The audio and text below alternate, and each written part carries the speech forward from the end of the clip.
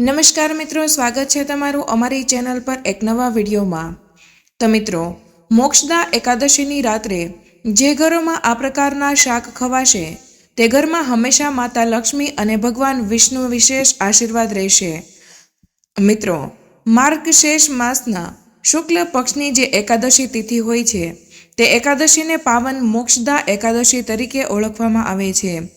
નામ પરથી જ સ્પષ્ટ થાય છે કે મોક્ષદા એટલે કે મોક્ષ આપનાર। આ એકાદશીનું વ્રત કરનારથી સર્વ પ્રકારના પાપોમાંથી મુક્તિ મળે છે। જે કોઈ વ્યક્તિ આ વ્રત ધારણ કરે છે તેના પૂર્વજોને પણ મોક્ષ પ્રાપ્ત થાય છે અને તે વ્યક્તિ પર સર્વ પ્રકારના સુખોનો ભોગ ભોગવીને અંતે મૃત્યુ બાદ મોક્ષને પ્રાપ્ત કરે છે।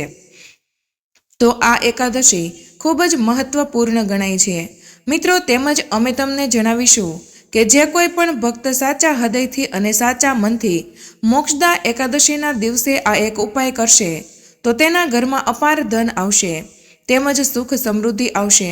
મિત્રો, આજનો ખાસ વિડીયો જો તમે આખો જોઈ લીધો તો તમારી સમસ્ત મનોકામના પૂર્ણ થઈ જશે। તો મિત્રો, વિડીયોમાં આગળ વધતા પહેલા જો તમે ઈચ્છતા હોય કે લક્ષ્મી માતાની કૃપા તમારી ઉપર સદા બની રહે તો આ વિડીયોને લાઇક કરી અને કમેન્ટ બોક્સમાં જય માં લક્ષ્મી જરૂર લખી દેજો।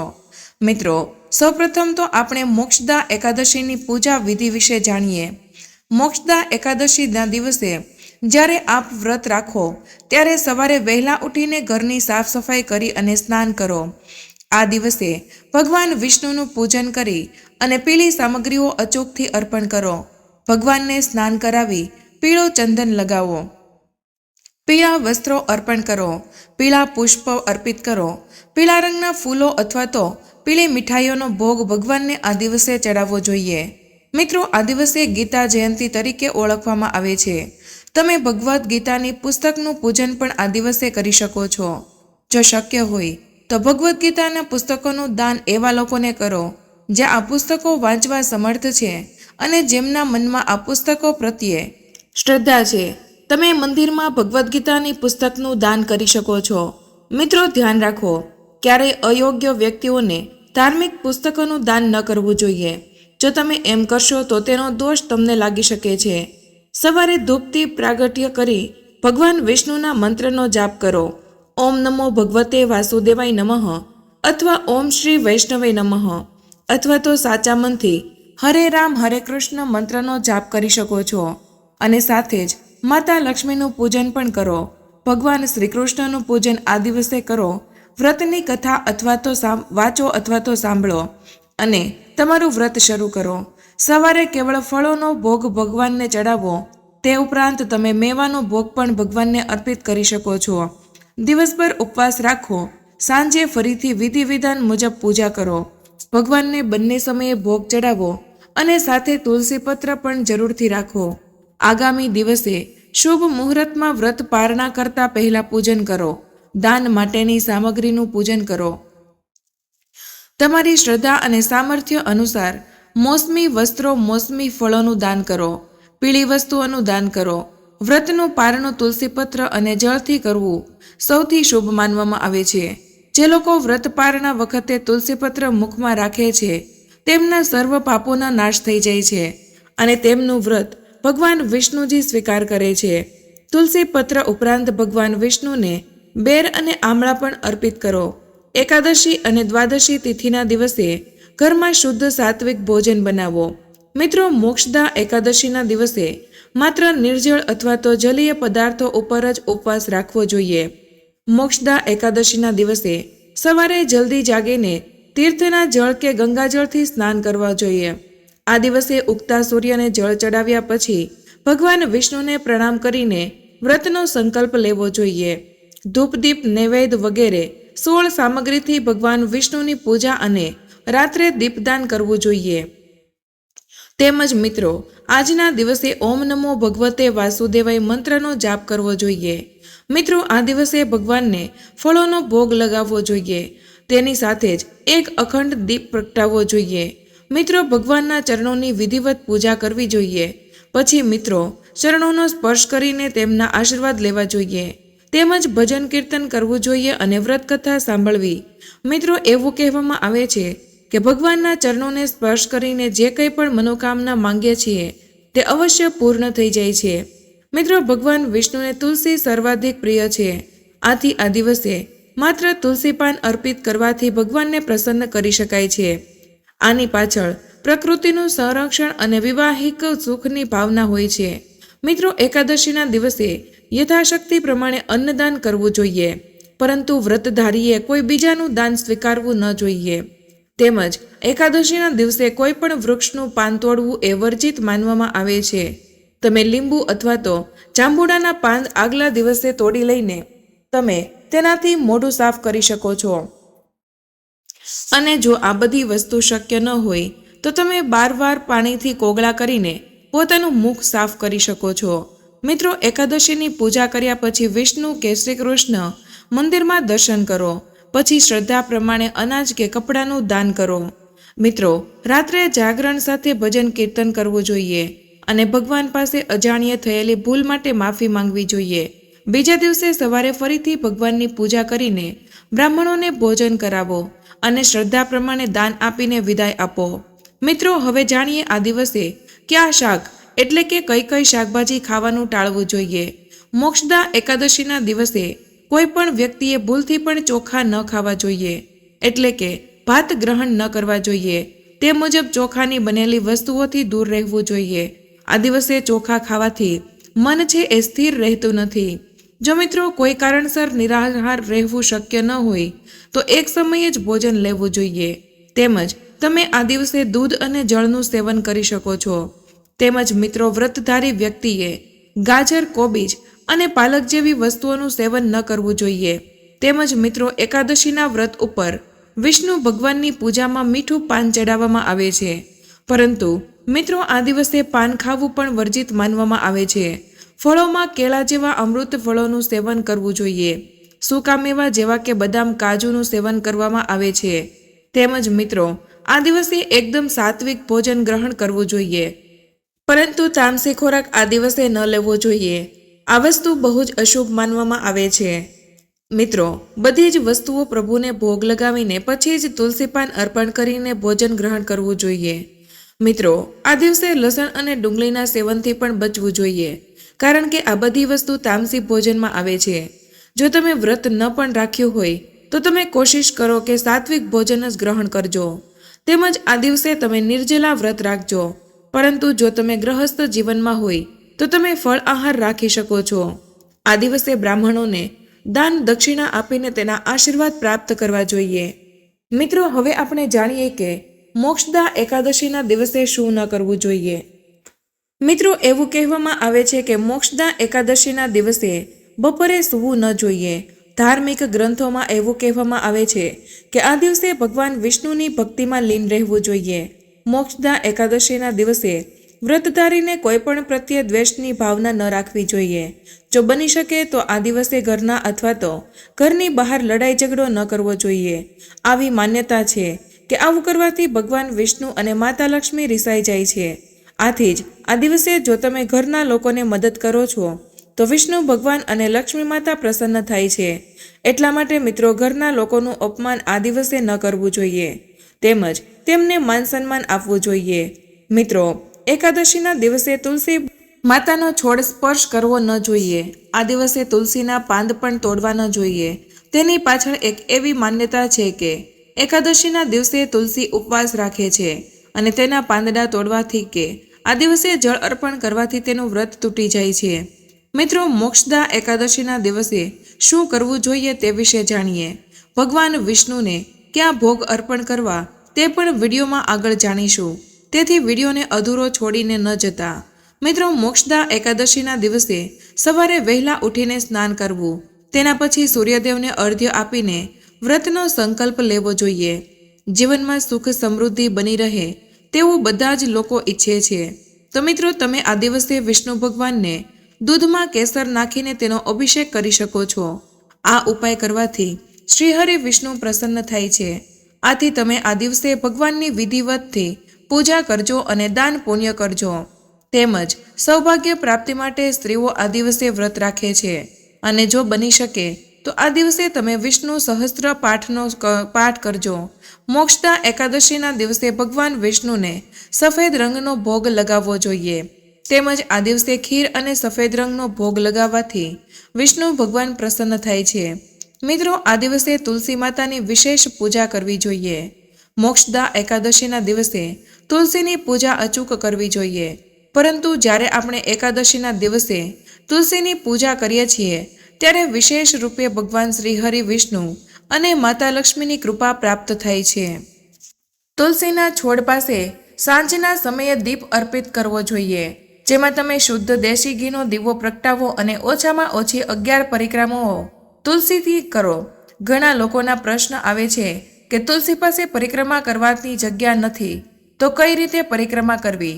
તો મિત્રો, જ્યાં તમે ઊભા થઈને મા તુલસીને દીપ અર્પિત કરો છે એ જ જગ્યાએ ઊભા રહીને તમે ઘડિયાળની દિશામાં પરિક્રમા કરી શકો છો.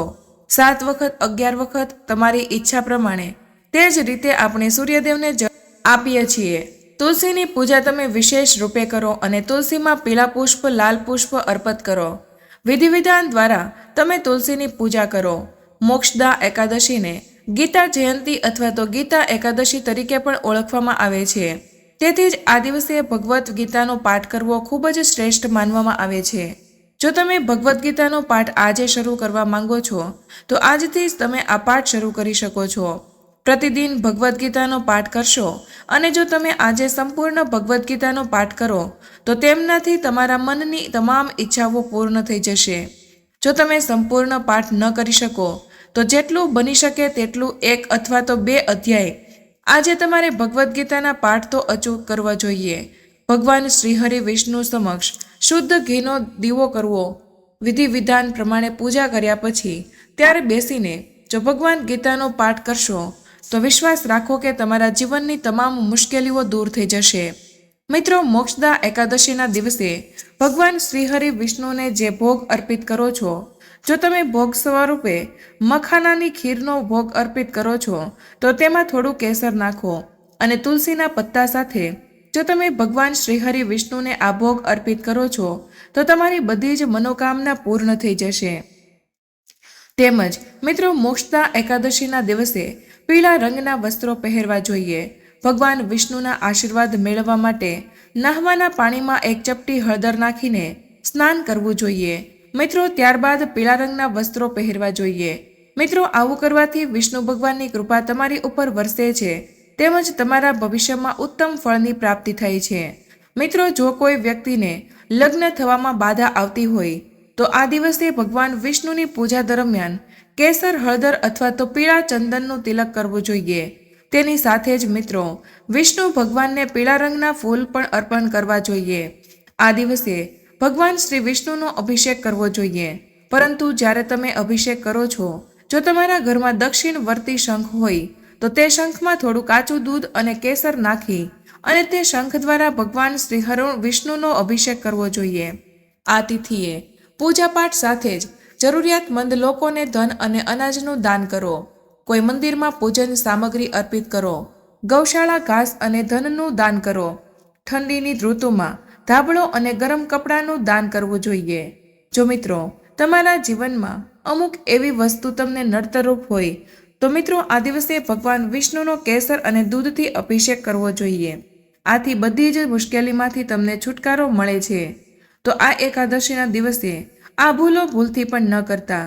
મિત્રો, એકાદશીના દિવસે વિષ્ણુ ભગવાનને જો તમે પ્રસન્ન રાખવા હોય તો મિત્રો, બપોરે તમારે સૂવું ન જોઈએ અને ભજન કીર્તનમાં લીન રહેવું જોઈએ. આથી જ લક્ષ્મી માતા પ્રસન્ન થાય છે અને ધનનો લાભ થાય છે. મિત્રો, એકાદશીના દિવસે બપોરે સૂવું તે અશુભ અને ભગવાનનો અનાદર માનવામાં આવે છે. તેમજ આ દિવસે ચોખાનું સેવન ન કરવું જોઈએ. પૌરાણિક માન્યતા અનુસાર એકાદશીના દિવસે ચોખા ખાવાની મનાઈ કરવામાં આવે છે. આ દિવસે તામસિક ખોરાક જેવો કે માંસ, મદિરા, લસણ, ડુંગળી જેવું સેવન ન કરવું જોઈએ. જો તમે આ બધી વસ્તુનું સેવન એકાદશીના દિવસે કરો છો તો વિષ્ણુ ભગવાન છે તે તમારાથી ક્રોધિત થઈ જશે અને સાથે જ લક્ષ્મી માતાની કૃપા પણ તમને પ્રાપ્ત નહીં થઈ શકે. તેમજ મિત્રો, આ દિવસે કોઈનું અહિત ન વિચારવું જોઈએ. આ દિવસે ભગવાન પ્રત્યે આસ્થા અને ભક્તિનો ભાવ રાખવો જોઈએ. ત્યારે જઈને તમારી પૂજા સાર્થક થશે. તેની સાથે જ આજે ભૂલથી પણ તુલસીના પાન ન તોડશો. વિષ્ણુ ભગવાનને તુલસી અત્યંત પ્રિય છે. તેમજ મિત્રો, મોક્ષદા એકાદશી ઉપર તમારે આ વસ્તુઓનું દાન કરવું જોઈએ. આ દિવસે મિત્રો પીળા વસ્ત્રો, મોરલી, ધન અને ઘઉં, બાજરો, અડદ, શેરડી તેમજ મોસમી ફળ, કેસર, કેળું, હળદર, મોરપીંછ અને શંખ વગેરે જેવી વસ્તુઓનું દાન કરવું ખૂબ જ શુભ માનવામાં આવે છે. તેમજ મિત્રો, દાન કરતી વખતે આ વાતનું ધ્યાન રાખજો કે આ વાત ત્રીજા માણસને ખબર ન પડવી જોઈએ. બની શકે તો દાન છુપાઈને રાખવું જોઈએ. મિત્રો, મોક્ષદા એકાદશીના દિવસે આ વસ્તુઓ ભગવાન વિષ્ણુને ચડાવવી ખૂબ જ શુભ માનવામાં આવે છે. આ વસ્તુઓને અર્પિત કરવાથી ભગવાન વિષ્ણુ ખૂબ જ પ્રસન્ન થાય છે અને ભક્તોની દરેક મનોકામના પૂર્ણ કરે છે. તમે મોક્ષદા એકાદશી પર ભગવાન વિષ્ણુને સાબુદાણાની ખીર પણ અર્પણ કરી શકો છો. સાબુદાણાની ખીર ચડાવવાથી જીવનમાં સકારાત્મક ઉર્જા આવે છે. મિત્રો, તે ઉપરાંત એકાદશીના દિવસે કેળા સિવાય દાડમ, સફરજન અને શેરડી પણ ભગવાન વિષ્ણુને અર્પણ કરો. આ દિવસે ભગવાન વિષ્ણુને શેરડી અર્પણ કરવાનું વિશેષ મહત્વ છે. ભગવાન વિષ્ણુની પૂજા પંચામૃત વિના અધૂરી માનવામાં આવે છે. તેથી જ એકાદશીના દિવસે ભગવાન વિષ્ણુને પંચામૃત અર્પણ કરવાનું ભૂલશો નહીં. પંચામૃતમાં દૂધ, દહીં, ખાંડ, ઘી અને મધ મિક્સ કરીને બનાવવામાં આવે છે. તમે ઈચ્છો તો પંચામૃતમાં ડ્રાયફ્રૂટ પણ ઉમેરી શકો છો. ભગવાન વિષ્ણુને પીળો રંગ ખૂબ જ પ્રિય છે. તેથી આ એકાદશીના દિવસે ભગવાન વિષ્ણુને ફળોમાં પીળા રંગની મીઠાઈ અને કેળા અર્પણ કરો. એકાદશી પર ભગવાન વિષ્ણુને કેળા ચડાવવાથી ગુરુ દોષ પણ દૂર થાય છે. તો મિત્રો, હવે આપણે જાણીએ કે આ મોક્ષદા એકાદશીના તમારે ગાયને એવી કઈ વસ્તુ ખવડાવવાની છે જેથી કરીને તમે શુભ ફળની પ્રાપ્તિ કરી શકો. તો મિત્રો, મોક્ષદા એકાદશીના દિવસે સવારના પહોરમાં જ તમારે પહેલી રોટલી છે તે ગાય માતા માટે બનાવવાની છે. તેમજ તે રોટલીમાં હળદર અને ગોળ નાખીને ગાયને ખવડાવવાથી તમે લક્ષ્મી માતાની કૃપા તેમજ 33 કરોડ દેવી દેવતાની કૃપા તમને પ્રાપ્ત થાય છે. મોક્ષદા એકાદશીના દિવસે ગાયને રોટલી ખવડાવવાનું વિધાન છે. આથી જ આ કાર્યને બહુ જ શુભ માનવામાં આવે છે. મિત્રો, હવે મોક્ષદા એકાદશીનું વ્રતનું મહત્વ જાણીએ. હિન્દુ ધર્મમાં એ દરેક એકાદશીનું મહત્વ છે અને મોક્ષદા એકાદશીનું વ્રત સૌથી વિશેષ માનવામાં આવે છે. આ વ્રત રાખવાથી તમામ દેવી દેવતાઓની કૃપા પ્રાપ્ત થાય છે અને પિતૃઓ પણ પ્રસન્ન થાય છે. મોક્ષદા એકાદશીનું વ્રત કરનાર વ્યક્તિએ આ દિવસે ગીતાનો પાઠ કરવો જોઈએ. તેનાથી શુભ ફળ મળે છે અને વ્યક્તિની બધી જ મનોકામનાઓ પણ પૂર્ણ થાય છે. એકાદશીનું વ્રત કરનારથી પિતૃઓની આત્માને શાંતિ મળે છે અને તેઓ પ્રસન્ન થઈને આશીર્વાદ આપે છે. સનાતન ધર્મમાં મોક્ષદા એકાદશીનું વ્રતનું વિશેષ મહત્વ માનવામાં આવે છે અને આ દિવસે ભગવાન વિષ્ણુની પૂજા વિધિવત કરવામાં આવે છે. એવું કહેવાય છે કે તેનાથી વ્યક્તિને સુખ, સમૃદ્ધિ અને સંપત્તિ મળે છે તેમજ જીવનમાં આવતી તમામ પ્રકારની સમસ્યાઓ દૂર થાય છે. મોક્ષદા એકાદશીના વ્રતના નામ પ્રમાણે આ દિવસે વ્રત રાખનાર અને પૂજા કરનારથી વ્યક્તિ માટે મોક્ષના દ્વાર ખુલી જાય છે અને વ્યક્તિને તમામ પાપોમાંથી મુક્તિ મળે છે. ધર્મશાસ્ત્ર પ્રમાણે આ વ્રતને કરવાથી અશ્વમેઘ યજ્ઞ, તીર્થ સ્નાન અને દાન વગેરે કરવાથી પણ વધારે પુણ્ય પ્રાપ્ત થાય છે. મિત્રો, આ મોક્ષદા એકાદશી પાછળ એક પૌરાણિક કથા છે. પહેલાના સમયમાં ગોકુળ નામના શહેરમાં વેખાનસ નામનો રાજા રાજ કરતો હતો. તેના નગરમાં પુષ્કળ બ્રાહ્મણો વસતા હતા. રાજા પ્રજાનું પુત્રવત પાલન કરતો હતો. બ્રાહ્મણો ચારેય વેદોમાં પારંગત હતા. એક વખત રાત્રે રાજાને સ્વપ્ન આવ્યું કે તેના પિતા નરકમાં પડ્યા હતા. તેથી રાજાને બહુ જ આશ્ચર્ય થયું. તેથી બીજા દિવસે તેણે સભા ભરી બ્રાહ્મણોને તે સ્વપ્ન વિશે કહ્યું. હે વિપ્રો, કાલે રાત્રે મને સ્વપ્ન આવ્યું. તેમાં મારા પિતા મને નરકમાં પડેલા દેખાયા. તે મને કહેતા હતા કે હે પુત્ર, તું મારો ઉદ્ધાર કર. ત્યારથી મારા સુખ સહન ચાલ્યા ગયા છે. હવે આપ સૌ મને આ કોઈ યોગ્ય ઉપાય મત બતાવો. બ્રાહ્મણોએ તેને કહ્યું, હે રાજન, અહીં નજીકના જંગલમાં જ પર્વત મુનિઓનો આશ્રમ છે. તે મુનિ ત્રિકાળ જ્ઞાની છે. તેની પાસે તમે જાઓ અને તમારા સ્વપ્ન વિશેની વાત કરો. તે અવશ્ય તેનો ઉપાય બતાવશે. આથી પિતાની અવગતિ જોઈને ખિન્ન થયેલા મનવાળો રાજા પ્રજાની સાથે પર્વત મુનિના આશ્રમે ગયો અને તે આશ્રમ ઘણો મોટો હતો. તેમાં અનેક ઋષિમુનિ રહેતા હતા. રાજા ત્યાં પહોંચ્યા. તેણે પર્વત મુનિને જોયા. તેમના તેજની આભા જોઈને તે તેમના પગમાં પડી ગયા અને સઘળી વાત કરી. રાજાની વાત સાંભળી પર્વત મુનિએ ખૂબ જ વિચાર કરીને રાજાને માગશર સુદ 11 કે જે મોક્ષદા એકાદશી કહેવાય છે તે કરવાનું કહ્યું. રાજાને તેની વિધિ કહી. મુનિની વાતથી ખૂબ જ શાંતિ અનુભવતો રાજા પ્રધાનો તથા પ્રજા સાથે પોતાના રાજ્યમાં પાછો આવ્યો. જ્યારે ઉત્તમ માગશર મહિનો આવ્યો ત્યારે રાજા વૈખનારે મુનિના કહેવા પ્રમાણે મોક્ષદા એકાદશીનું વ્રત કરીને તેનું પુણ્ય બધા જ પિતૃઓ સહિત પિતાને પણ અર્પણ કર્યું. મિત્રો, આ પ્રમાણે કલ્યાણમયી મોક્ષદા એકાદશીનું વ્રત જે કરે છે તેના પાપો નષ્ટ થઈ જાય છે અને મૃત્યુ પછી તે મોક્ષ પ્રાપ્ત કરી લે છે. આ મોક્ષદા એકાદશી કરનાર એકાદશી મનુષ્યો માટે ચિંતામણી સમાન બધી જ કામનાઓને પૂર્ણ કરનારી છે. આ મહાત્મ્ય વાંચવાથી અને સાંભળવાથી વાજપેયીનું ફળ મળે છે. તો મિત્રો, આ રીતે આ મોક્ષદા એકાદશીનું વ્રતનું મહત્વ છે. તેમજ મિત્રો, જો તમે આ દિવસે દાન પુણ્ય તેમજ ભગવાનની વિધિવત પૂજા કરશો તેમજ ગાયને રોટલી અથવા તો તુલસી માતાની વિશેષ પૂજા કરશો તો તમને અવશ્ય ઉત્તમ ફળની પ્રાપ્તિ થશે. મિત્રો, આપણે વાત કરીએ કે કયું શાક બનાવવાથી ઘરમાં સુખ સમૃદ્ધિ આવે છે.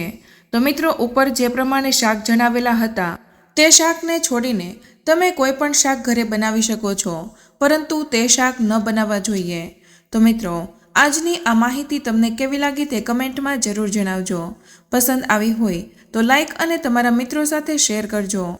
ચેનલ પર પહેલીવાર આવ્યા હોય તો ચેનલને સબસ્ક્રાઇબ કરવાનું ભૂલશો નહીં.